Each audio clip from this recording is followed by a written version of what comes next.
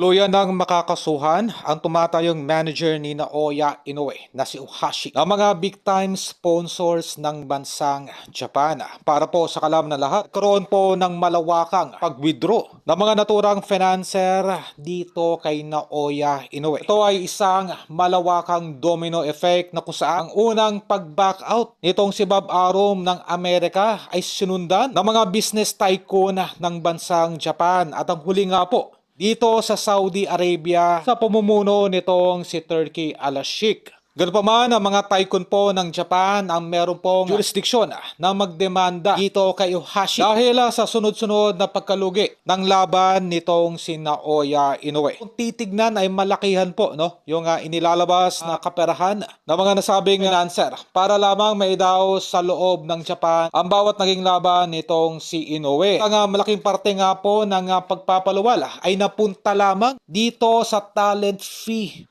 guaranteed purse nitong si Inoue. At wala pong napupunta pabalik para sa mga naturang tycoon.